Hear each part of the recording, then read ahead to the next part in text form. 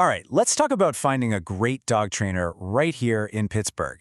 The goal is to help you and your dog really enjoy everything the city has to offer together. You know that feeling? You're on Carson Street on a busy day and your pup is just reacting to everything. Or maybe you're trying to get through Market Square and your dog can't focus. Look, if that sounds familiar, you are not alone.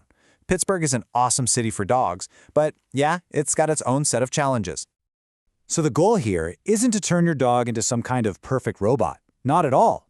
It's about building real, practical skills for life here in the city. You know, things like handling those steep sidewalks in the South Side, getting through a crowded market on a weekend, or even just dealing with those narrow apartment hallways where every little noise can be a big deal. So where do we even begin? Well, it all starts with an approach that builds a confident city dog. And trust me, confidence is everything for a dog living in an urban environment. This is really the foundation of any effective modern training. The name of the game is positive reinforcement, and it's actually pretty simple. You just reward your dog for making good choices instead of punishing them for mistakes. So when they see another dog and look back at you instead of barking and lunging, that's when you reward them. This whole process builds an incredible bond and teaches your dog to look to you for guidance, which is exactly what you need in those unpredictable city moments. And it's really important to see the difference here. On one hand, you have the positive approach, using guidance and rewards to build up your dog's confidence, which creates real, lasting change. But on the other hand, you have methods that use fear or intimidation. Those often just create more stress for your dog and can actually make problem behaviors even worse. And that's the last thing anybody wants, right? Okay, so before you even start Googling trainers, it's a good idea to figure out what you and your dog actually need. Let's walk through it. First things first, what are your goals? Are you just starting out with a new puppy, or are you trying to tackle something specific like your dog pulling on the leash during every walk? Maybe it's excessive barking that your neighbors are noticing, or something more serious like reactivity towards other dogs. Just getting clear on what the problem is, that's step one. Next up, think about what format works best for your life. Group classes? Those are awesome for practicing skills with the distraction of other dogs around.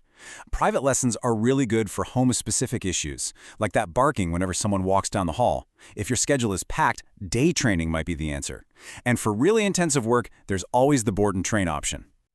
All right, so you know what you need. Now it's time to actually vet the pros. Here's what to look for to make sure you're picking someone who's truly qualified. Professional credentials are a really good sign. You're going to see a lot of acronyms, like CPDTKA, which stands for Certified Professional Dog Trainer. Basically, these certifications show that a trainer is committed to using modern, science-backed methods. And if you're dealing with tougher issues, like serious anxiety or aggression, looking for more advanced credentials, like a CBCCKA, is a very smart move. And please, don't be afraid to ask questions. Any good trainer will be happy to talk with you. Ask them, how do you keep training positive and fear-free? Ask about their certifications. A really great question is, how will you adapt the training for our specific neighborhood? And of course, you'll want to know about the practical stuff, like their policy for rescheduling if something comes up. Okay, let's get into the practical side of all this.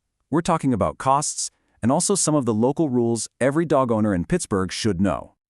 So let's talk money. For a single, private, one-on-one training session here in Pittsburgh, you're generally looking at a range like this. It gives you a good baseline for what to expect, but remember, there are lots of different training formats. Here's a better breakdown of what you can expect to pay for different types of training in 2025. You can see group classes are often a few $100s for a multi-week course. Private lessons are priced per session. And then you have the more intensive options, like day training or board and train, which are bigger investments. Of course, all these prices will vary a bit depending on the trainer's experience and exactly what your dog needs.